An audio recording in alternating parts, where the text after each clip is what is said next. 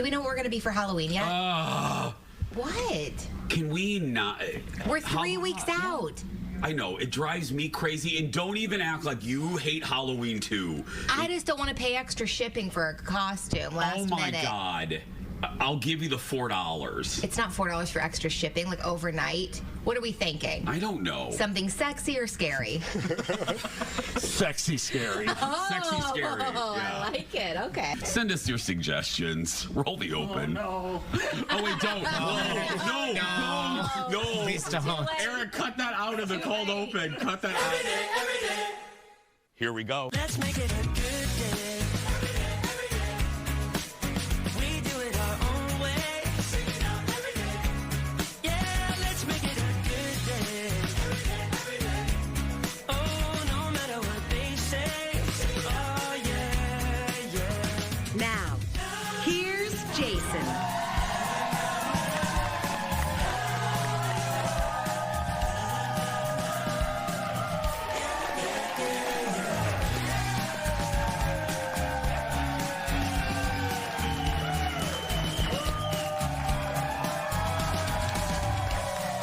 Hello, everybody. Hello. Thank you for being here.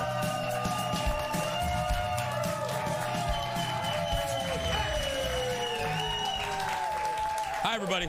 Welcome to the show. Let's get started. I'm Jace. That's you. Welcome. Just when you thought we hit peak fees when flying, buckle your safety belt, audience. Canadian airline WestJet is now charging for reclining your seat. Thank you, row one. WestJet showed off the refurbished interiors of some of their planes. Look at this. Look at this. They have 12, they call them premium seats, that offer reclining seats and larger headrests. The rest have a fixed position. You can't move. The airline says most people prefer seats that don't recline, so no one invades their personal space.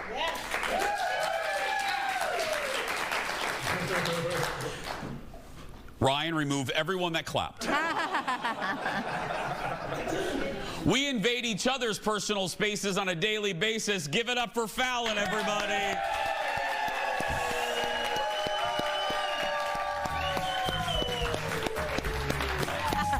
Little late on the trigger for the music. Oh, yeah, a little, yeah. Leo's reclining his seat in the control room. Yeah. How you doing? I'm good. Okay. This debate, it sparked outrage at our pre-show meeting. It did. A lot of differing opinions on this. So I do not recline my seat, no matter what. It makes me, I don't feel like it's enough to make a difference anyway. It's like that's not, now I'm working my abs. I didn't need that, okay? So I just don't recline my seat. I am a small, compact person, so it doesn't really affect me, but I don't want someone else. But I also understand if you paid for it, you get to recline your seat. Like, that's just part of it. But, like, is the recline really helping you? I don't think it is. It is helping. As someone who is 6'2" and the size of Magilla Gorilla, it is... Oh, the audience is not with me on this one. Yeah. It does help a little bit. I got to tell you, I believe I am the person. Now, look, I always look back. If there's a sweet, like, older lady, or if there's a big dude behind me, I'm not going to do it. Okay. I'm not going to do it. But if there's, like, plenty of room, and I'm tired, I'm going to recline a little bit. Now, I feel like you're usually sitting in, like, a more plush situation than me. So, I do think that maybe, I do think when you're in first class. I fired Bjorn yesterday. You're next, Thomas. There we go. Yeah. I do think first class is a little bit more acceptable to bring the seat back, you know? I'm not always in first class. Now settle down, Sally. But it's just like they already cram us in enough to, like, and then charge so much. Right. We're already crammed in. I don't need, like, the 3 extra inches I had from a tray table to be on my lap. Okay, here's something. See, no matter if we disagree on this, we can always come together on something. What is your feeling because my better half, Colin, has a very strong position on that. We believe in the Matheson household that if you are in the middle seat, because it is a horrendous seat, you, the middle seat person, gets control of both armrests. You do. Absolutely. Okay. I won the audience back and the crew back. Okay, yeah. I do. I believe, and I give, if I'm not in the middle, I give the armrest to the middle person. I agree with that. I would like to continue my suggestion to men in the middle seat that you don't get to sit like this, though, because it takes up all the space on either side. When men-man spread, yeah. Oh, it's brutal. Again, I try not to, as a dude, yeah. I try not to. And you have long legs. It's probably hard to keep them. It is, but I do try to be courteous. That's nice, I am a courteous flyer. Yes. Because I try to look around and see what's around me. I do. And that is nice. That is rare that people look around and take into consideration. We're going to be courteous all day today. Yeah. I don't know. It depends. I'm going to try. Yeah. Let's get started, everybody. It's time for the hot dish. Roll it, Leo. Let's do it. Let's do some hot topics, shall we? First up, I ain't dead yet. That's how Dolly Parton is responding. Not me, Dolly. Yeah. That's how Dolly's responding after those rumors that she was fighting to stay alive spread like crazy this week, thanks to her sister. So Dolly, God bless her, released her own video. This isn't AI. It's really Dolly. Look. There's just a lot of rumors flying around, but I figured if you heard it from me, you'd know that I was okay. So anyhow, that's what I wanted to say, and I'm not ready to die yet. I don't think God is through with me, and I ain't done working. And we're a better world because of it, Dolly. We're a better world because you're not done. Dolly admitted to not taking, she explained, it's a really cute video. Go watch it. It's very sweet. It's very Dolly. She was shooting a commercial, by the way, for the Grand Ole Opry. That's why she's in front of a green screen. Any hoodly doodly. She said, she admitted, she revealed that she hasn't been taking care of herself ever since taking care of her husband, who was very sick, and then he passed away. And she needs to stay close to home in Nashville because now the doctor's like, Dolly, you took care of your husband. Now you need to take care of you, and you need to do some procedures, and that's it. Yes. She looks great. She does, absolutely. I'm glad she released that. Yeah, she looks, I mean. Yeah. Because I think here's another thing we as people can decide on, or we can agree on. We need to protect that woman at all costs. I mean, we need to protect Dolly. Put her in a bubble, put her in some plastic wrap, just to protect her at all costs. I couldn't agree more. She's my favorite. You always ask who my dream person to meet is. It's Dolly. You've never interviewed her in all the years in radio? No, never. Yeah, and you know what? I feel bad for me. It's I don't know if I've interviewed her once via satellite. Okay. She's a doll. Yeah, of course. She's been delightful, but I would like to meet her. Hell, I want to go to Dollywood. Me too. I've never been to Dollywood, and I want to go. Everyone says it's so good. It's so good. Yeah. Well, audience, if you guys keep clapping well, we'll all go to Dollywood after this. We'll all go, yeah.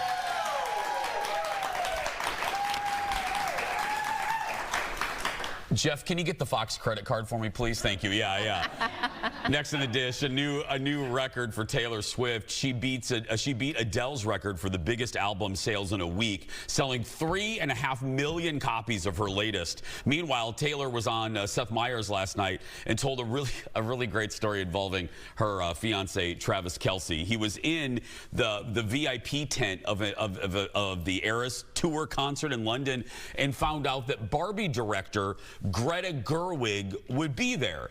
Travis was excited to meet her, but got a little confused. And so now you know the background. Taylor said that what Kelce said to Gerwig during the concert. I walked up to her and I was like, I love Barbie. I'm just Ken too. And then I pointed to you. And I was like, that's such a solid joke. She will love that. And he's like, well, she was really polite about it. Like she smiled politely, but she didn't say anything. And I was like, that's very out of character, but maybe she has heard that joke too many times. Yeah. I mean, you know what I mean? Like, and he was like, yeah, but you know, she was talking to Hugh Grant all night, so I think they might be doing a movie together. Like, they were really, really close. I'm seeing all over the internet is just videos of Travis dancing with Greta. all night like they're best friends. And I'm like, Travis, here's a video of you with Greta. It feels like she thought the joke was funny. He goes, oh, that's not Greta. Is there any chance at all, baby, that you complimented Hugh Grant's wife, Anna, on her movie Barbie, said, I'm just Ken too, and she politely nodded because she didn't have the heart to tell you she didn't direct it. And is there any chance that the people that look like soulmates are Hugh Grant and his soulmate? Right. Well, I mean, mistaken identity will happen. Yeah. That's so funny. I want to. Everything on TikTok now. Everybody that's being fed to me on TikTok is everyone doing the dance. Yes. From the Fate of Ophelia. The Fate of Ophelia, the land, the sea, the sky. Yes. I want to. Can we do that at some point? Can we learn how to do that? If Bjorn teaches us, I'm guessing Bjorn knows the choreography because that's not my strong point. No, remember we fired him yesterday. Oh, He's right. gone. Yeah. Aaron, you have to teach us the choreography. Yeah. But every time I go on TikTok, that's all I'm being fed. That and people screaming at each other at airports, which is always my favorite thing. But other than that, I want to learn. I do want to learn it, yes. Because I don't know how to dance. And no. This will be your practice for when you do your my little charity event. Yeah, I know. Yes. I know. When do you start actually rehearsing for that? I'm doing a charity event, everyone. It's like a Dancing with the Stars for Gigi's Playhouse, a wonderful organization here in the Twin Cities, which benefits, which benefits the Down syndrome community. And I'm going to be dancing to, jazz funk. But when do you? When do you start? We're taking an extra credit class because my show is we're so worried. Alexis signed us up for an extra class called, are you ready for this? Beginner's Funk. Yeah. Oh, no. Say the prayer for me, please. Now, and how are we going to be able to view this? You won't be able to. I'll find the link and share it. We'll be right back with more Dish right after this. Stay with us. Beginner's Funk. Let's make it. Welcome, my friends. Hope you're having well. You know, as the theme says, a good day. Thank you. Well, she starred in some of the best rom-coms of all time. But what do you think Julia Roberts believes is the most romantic movie? Julia answered that question and more last night on Watch What Happens Live. Watch this. Aside from one of your own films, what do you consider to be the most romantic movie of all time? Oh, that's such a great question. Either, all right, hold on, kids. Do your Googling later. Don't get your phones out now, because everyone's going to be like, what are you talking about? I would say, I could say something contemporary, too, but my first thing I was going to say was Now Voyager, or Roman Holiday, or Philadelphia Story. But you know what is so amazing is the friggin' Notebook. Yes. Right? The Notebook. The Notebook, yeah. It's a perennial. It's a favorite. I know it's fun to hate on it. I cry every single time. Oh, it's I cry so good. every single time, and I've seen it like 10 times. Yeah, it's always a classic. Do you have one of the top of your like a romantic movie? Oh, there's so many. I like a lot of Julia Roberts. Like, I love Notting Hill. Yeah. I love that one. I do love The Notebook. If you go like holidays, I love The Holiday. That's probably my favorite movie. Yeah. The Holiday is like my top. I know you don't like Cameron Diaz in it. If Cameron Diaz wasn't in that movie, I'd love it. But yeah. There's some. What's your favorite? My favorite, probably of all time, is Rocky. It's a romantic movie. But it's not a rom-com. But to me, Rocky has the best like montage of all time. That's my favorite montage. But I don't know if I'd give it the best. No, my favorite. No, all kidding. No, my favorite, and especially this time of year. And Colin is saying it as he knows what I'm going to say. You've Got Mail. Oh, is my favorite fall.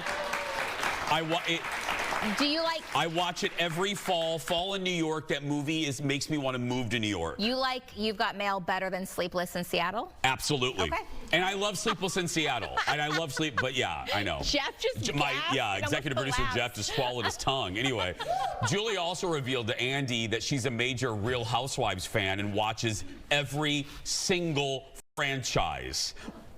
Okay, Julia. That's what like every celebrity says now. And you know what I saw on, I think it was Amy Poehler's podcast, Kristen Wiig or someone, they said the reason why is because when they watch TV shows and movies, they know too much inside information. They know how it's shot and they're analyzing this was shot in the daytime.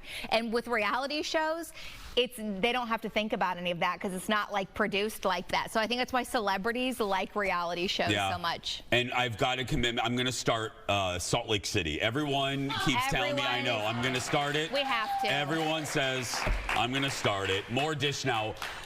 Okay, this is... Everybody's talking about this today. It is a bombshell report finally revealing what led up to the breakup between Kevin Costner and his hit TV show Yellowstone, and it definitely calls for this. Oh, no, she didn't. Yeah, well. So dramatic. No, he didn't. No, he didn't. Yeah. Check out, audience, look at the headline from an article in the Hollywood Reporter. Look at this. How Kevin Costner lost Hollywood. On-set brawls, courtroom battles, epic bombs. Why the most bankable cowboy is suddenly shooting blanks. Oh, wow. That headline writer got a raise that day. Yeah, spicy. Okay, let me give you a little background here. So a few years ago, Yellowstone, you guys know this, one of the hottest shows on TV, still is. That franchise is major. And people were freaking out because Kevin Costner was leaving the show. In the article, we learned that Kevin and co-star Wes Bentley, there he is right there, who plays his son, nearly got into a fist fight. Like, not just a screaming match, guys, a fist fight. Reports are Kevin wanted Wes to improvise a scene, but Wes wanted to read the lines written by, well, the show creator, Taylor Sheridan. Sources say Kevin didn't like that and lunged at Wes Bentley. There was pushing, there was shoving, the two were separated. It's like a Jason Show post-show meeting. Yeah. We punch, we punch. Like Rocky. Anyway, best romantic movie ever. Kevin later asked for script approval and a $10 million bonus to stay, and they were like, no, girl, we're good. Go succeed someplace else, as they say in HR. Okay, first of all, Kevin Costner, one of the biggest, celebrities ever, but then you know he wasn't as relevant, right, until Yellowstone made him so relevant again. And that's not the first we've heard of him arguing. He and the creator, that was like the main issue, right? They had creative differences why he was initially leaving. So it sounds like Kevin was the problem, and the guy who probably wanted to keep his job. That's why he's like, I'm gonna do what was written for me and not improv, Kevin. And you're not my boss, he's my boss. And you know, it's so interesting how when you hear, and I try to keep that in mind after all these years of covering Hollywood, if you go back and I think about my commentary when the story broke that Kevin was leaving, I thought, oh, like, can't you guys come together? Like, he's the show. But now I'm thinking to myself, oh, it was Kevin that was the problem. And the crew at Yellowstone were probably like, bye. Yep. We'll be just fine without you. Now, they weren't. The show's over, but still. Up next, if you're grossed out by feet like our photographer Eric, you probably do not want to see this. This is put it in the folder of we love you but too much. On Drew Barrymore's talk show this week,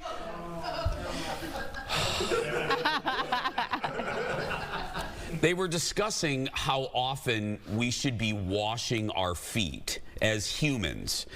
And then, audience, this happened. Drew does not Beautiful have stinky feet, yes. She's like a smell good girl. They're dirty right now. But if your feet girl, great. Let me double check.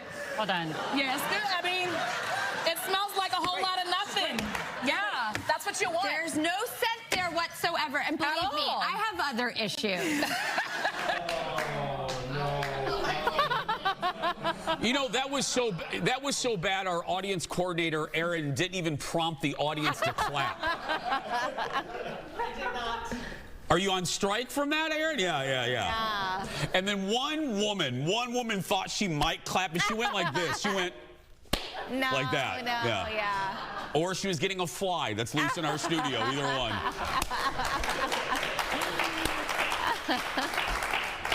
So that's Drew having her sidekicks, Ross and Sunny, sniff her toes. To be fair, they asked to smell them. Like, she had them up, and she sniffed them, and they're like, let me get a hit. That's on them, honestly. Yeah. That's weird. It is, yeah, you're right. And then Drew admitted on the show that she only washes her feet once a week. Okay, I've seen this before.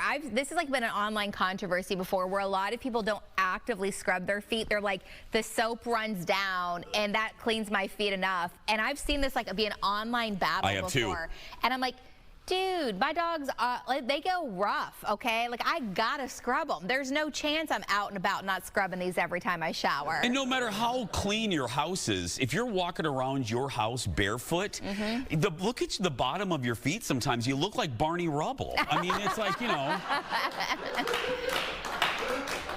Wash your nasty paws, you animal. I mean, oh my God. Yeah. Can I just say for the record, I've never made anyone on this staff smell my feet. No, I haven't. No. I love you, Drew, but ooh. Anyway, next, bad news if you're planning a trip to one of the Disney parks soon. You'll need a few more dollars in your Mickey Mouse wallet. Disney is raising prices at Disneyland and Disney World again, blaming rising labor costs and then park expansions. The increase means peak. Now, again, this is during peak times. A one-day ticket at Disney World will now, for the first time ever, hit the $200 mark. And that is for peak times. Look, everyone knows I love Disney. I have some mail sent to Disney World. I'm there so much. But I will always criticize them when they need to be criticizing. Hi, Bob Iger. Hi, Mickey, Minnie, Pluto.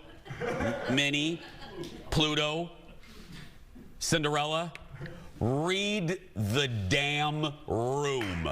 Read the room.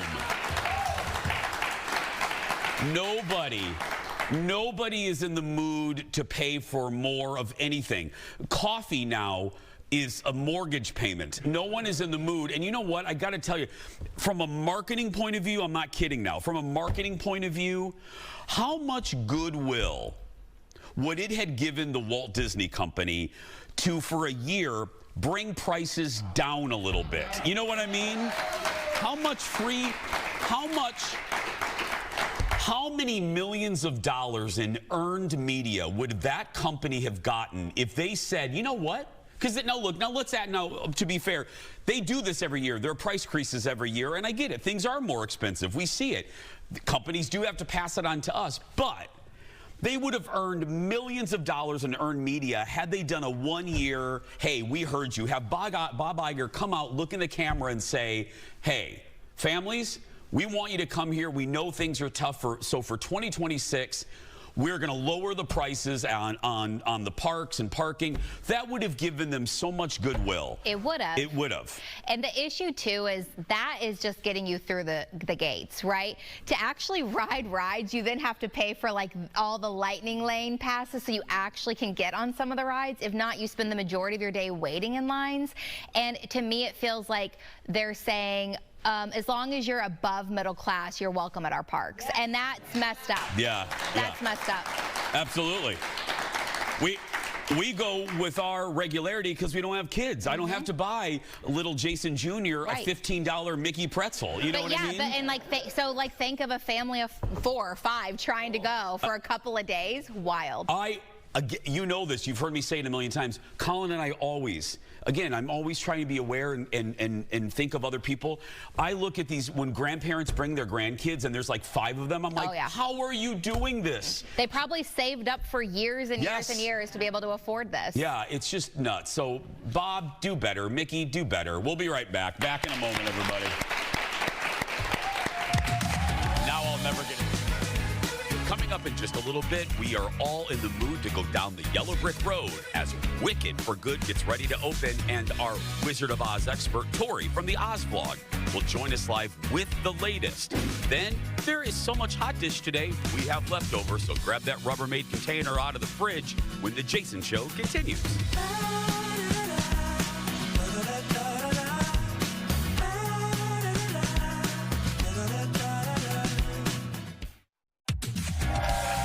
Welcome back to our show, everybody. One of my favorites as our guest today. Well, welcome to Wicked season. That's right, Wicked fever is not dying down, isn't? What the hell noise was that? What? Oh, I thought we had a little squeaky toy in here. I love it. Anyway, I'm with you, ma'am. I'm excited too. And so is our guest today, because Wicked fever isn't dying down, because Wicked for Good hits theaters in November. And amongst other things, if you don't know this, it's going to have 2 brand new songs from Alphaba and Glenda that were not in the Broadway show. And fans, yeah. And listen to this. Fans are getting a few snippets of those songs in a new promo that Universal just dropped. Look at this.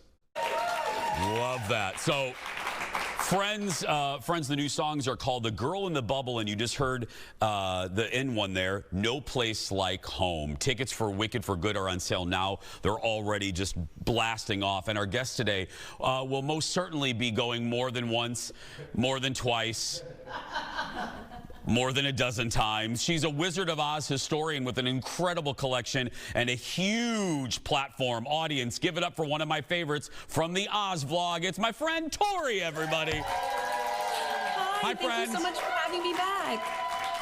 Thank you for being here. I'm always excited. And oh, by the way, happy Wicked season for those who celebrate to you, Tori. Happy Wicked season. That's right. Okay, let me ask you right away, because I know you and I both love things large. So I know when the Superman trailer came out, I watched it about 20 times in a row. Tori, how many times did you watch that new promo that we just ran? I've lost count. And then when my daughter got home from school, the process started all over again because she was excited to see it. So I would say at least 2-3 dozen times yesterday. What are you thinking of the 2 new songs? I was very curious of, like, we knew there were going to be new songs. You knew there were going to be new songs, but what were they going to sound like? Your first reaction? It's just so exciting, and knowing that the original composer, Stephen Schwartz, also composed these pieces for Ariana Grande and Cynthia Erivo is thrilling, thrillifying, if you will. They'll fit right in with his other work, and I'm just so excited to hear the whole track. Can you help the folks, Tori, if people maybe have not seen the Broadway show, maybe they are not familiar with Wicked as a whole, where do we find things with Wicked for Good? So Jeff Goldblum revealed in an interview with Fandango yesterday that we are 4 years after part 1. And basically in Wicked for Good, this is where the story of Wicked and the traditional story of the Wizard of Oz converge, start to intersect. This is the part where Dorothy drops in and all of that unfolds. It's going to be really exciting. The stakes are a little higher, and it's going to be a little darker than part 1. And then for people, the last time you were here, you and I talked about Dorothy, because in the Empire magazine article, it was revealed that the character of Dorothy would be more of a concept. Can you explain what we think they're going to do, Tori? What I think is going to happen is we're going to mostly see her from behind as she is walking away down the yellow brick road in shadow, sort of blocked a little bit by other objects and other people and other things. In the book that Gregory Maguire wrote, the first scene we see is Elphaba craning to look at her through a tree, and she just can't quite make out her face. And I think they're going to maintain that mystery. And Tori, isn't it funny, because it's some of the humor in the Wicked musical, no one's really thrilled the little farm girl's there. Like, she's kind of an irritant, right? And I think that can be argued as well in the actual story. The wizard sends her on a murder quest to get her away from him and out of his hair. And, you know, everybody here is kind of not sure what to do with this kid. It's not her fault that she's here, but nobody really wants to deal with the consequences. So, okay, just follow that one road the whole time. I'm sure you'll get somewhere. Yeah, you'll go somewhere. Those are rest stop halfway through. You'll be good. Yeah. Okay, I mentioned that you and I both love things large. Part of your collection is behind you. What is the origin? We asked you this when you visited us a couple seasons ago, but for our new viewers now around the country, where did your love of The Wizard of Oz start, Tori? This is all my grandma's fault. She showed me The Wizard of Oz for the first time when I was 2 years old. She had the 50th anniversary VHS tape, and I was just hooked. I never wanted to stop watching it. I would watch it to the end and then rewind and watch it again. And I always say, I think you come to The Wizard of Oz for its bright colors and its beautiful music, and then I think you stay for those universal themes of found family and self-actualization. And you've been collecting items for what, 28 years, Tori? What are some of your, for what, not necessarily because of value, but what are some items that just mean the world to you that you've been able to collect? Well, that same grandmother gave me my first piece in my collection, which is a Dave Grossman snow globe. It's not worth anything, but it's the one thing I would run in this room for if it was on fire. And then you have the books behind you. You have some collectible books as well, right? Yes, so L. Frank Baum wrote the original Oz series starting in 1900 until his death in 1919, at which point other authors took up the mantle. What I have behind me are L. Frank Baum first editions. I'm trying to get all 14 in their first edition form. Oh, we're looking at your collection now. It's just unbelievable. Okay, Tori's also been around a lot because The Wizard of Oz is making news again for Get Wicked. When we come back, The Wizard of Oz is now in Vegas. We'll talk about the Sphere when we come back. Back in a moment, everybody.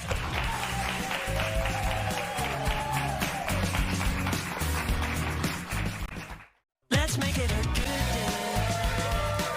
Don't forget to follow Tori on the social. Search for the Oz Vlog. She is a ray of sunshine when we need it. Tori is my special guest today. Okay, let's get to the Sphere. When you were here last time, you were getting ready to go to the premiere. As most humans know, the Wizard of Oz is now not like we've seen it on television. It's very different, but it's now at the Sphere. Overall, because I want people to watch your full review on your channel. Overall, what did you think about it, Tori? It was a very overwhelming experience. You really do feel very transported being in this room with this giant screen all around you. They use practical effects like wind machines and debris and falling apples from the apple tree and all kinds of amazing immersive. I mean, there were drone flying monkeys in the room. It was really spectacular. I think some of the added footage that they did with the AI does fall a little short, but overall, I really enjoyed the experience. I was laughing, Tori. I thought about you. You know, we were talking about today's show and you were on, and I said some creator, not you, focused on one particular AI-generated munchkin who kept waving, like everyone's done waving, and then old boy is still just sitting there waving, like just constantly waving.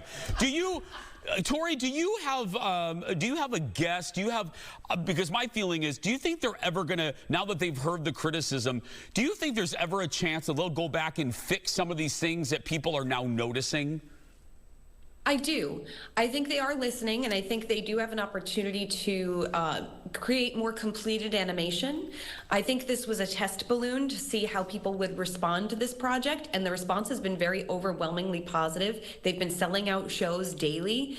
They made a huge profit. So I think they are on the road to getting this to higher quality. Yeah, you are always so positive in your content. In our show, we try to lead with the positive, even when we're snarky. So I want to lead with the positive. If you had to pick, not of the original movie, but if you had to pick the one thing that they did really well with this, whether it was the wind effect, whether it was the tornado scene, what added thing was your favorite? You know, the tornado scene really was thrilling. You felt like you were on a theme park ride. And that's what I would say. This is less a movie experience, a more a theme park type experience. But I think the thing that was really the thing that stood out the most, you know, in addition to the AI, they also hired thousands of CGI and VFX artists, and they contributed to this as well with human-generated art. And there were some transition scenes, like in the poppy field, that really were stunning, beautiful art. And I can't personally wait to see it. What was it like for you as such a big fan, hearing, you know, Over the Rainbow, and it literally just encompassing you because it's in the sphere? It was very moving. It was definitely a tearful moment. You know, not only did they take these visuals and upgrade them, but they also re-recorded the entire score on the same soundstage that they recorded the original score and looped the vocals back in. And it sounded so good. Did you think... And it's revealed that we're now going to get that score on digital release. I don't want to make you cry, but did you feel the presence of your grandma, Tori? I was thinking about you when you were there. I always feel her presence every single day. I love it. I adore you. You're one of my favorites. Thank you, Tori. Happy Wicked season, my friend. Happy Wicked season. She's the best. Go follow her on all the socials. Just search for the Oz Vlog. And we have some hot dish leftovers when we return. Back in a moment.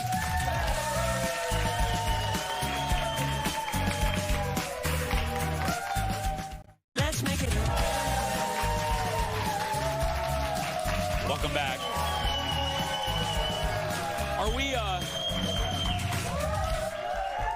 Are we going to sit next to each other? We got to sit next to each other when we go see Wicked for good, like we did for Wicked. Yeah, we need to. Yeah. I wonder when they'll start. When it comes out at the end of November. Yeah. So maybe a week before. So yeah, I'll buy you popcorn if you sit next to me. Heck yeah, I mean, I almost cussed. I was like, yes, free popcorn, absolutely. Yeah, you don't have to make out with me either. I mean, like what people do. Yeah, there we go. You changed your rules. Great. That's right. Yeah. Hope you save some room just for you. Hope you save some room. We're opening up the hot dish leftovers. Sharpen your knives and buy some extra plastic sheeting. That's right. Because Dexter is officially coming back. Paramount Plus, that's right, renewed Dexter Resurrection for a second season. Michael C. Hall, you know, Dexter, released an announcement thanking all of his fans and saying the writers are starting to work. Well, they're going into a writing room and working on new episodes right now, but we don't know because, hello, they haven't even started a writer's room. We don't know when a new season will start, but I will say it for the 47th time, and that is, as a huge Dexter fan, this show was as good as the original show. So good. It was so good. Yeah. It was good. Certainly better than the crappy last seasons of the original show with the plant lady. Anyway, next up. Next up, most young people probably don't remember payphones. How many in the audience remember payphones? Thank you. Okay. But imagine having to drop a quarter in a phone in your own house. Anthony Anderson shared a hilarious story of his father's strict rules last night on Kimmel. Look at this. He put a payphone in the house. He took all the phone jacks out of the house and put a payphone in the house. Come on, for real? Real talk. My mother's here. She would corroborate the story. The kitchen was electric. So everything was electric in the kitchen. It wasn't a gas stove. It was an electric stove. So when he would leave the house, he would go outside and take the fuse out of the fuse box for the kitchen and put a padlock on the fuse box so I couldn't add a fuse.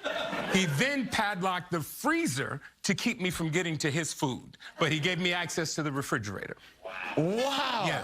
And then we also had a big screen console television in the family room that had a cabinet with closing doors. He put a padlock on the closing doors so I could listen to television, but I couldn't watch it.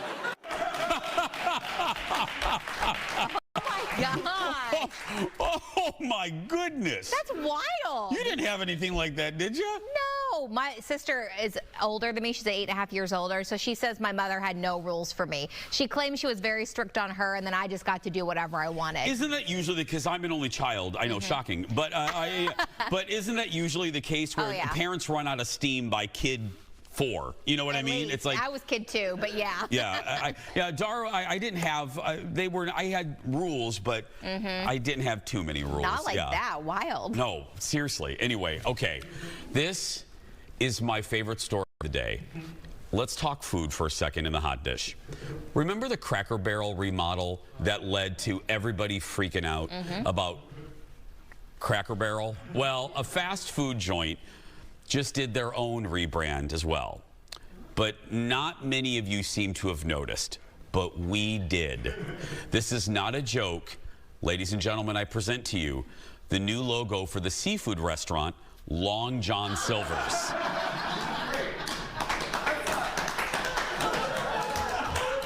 What? I just need everyone come back to the TV if you're at the fridge. I need you to come back to the TV before Director Leo takes this down. Do you guys notice anything? The chain known for fish fillets and hush puppies now has a damn chicken in the logo. Why? Now Fallon, here's the before and after. Look at this. Long John Silver's made the change last weekend, hoping to highlight its, quote, non-fish options. Then have a commercial that runs. Don't change the entire logo. Right? The company's chicken planks are coated with the same batter as the fish, and that's the rationale. Look, as somebody, I have eaten my weight in chicken planks. When I talk about my mama, my grandma, when I was a kid, speaking of growing up, every Friday night, my mom and my dad would go out to eat. And then they would take me to my grandma Mazak's to watch Dallas. And on the way to to Grandma Mazak's, they would pull into Long John Silver's and get me the treasure chest meal.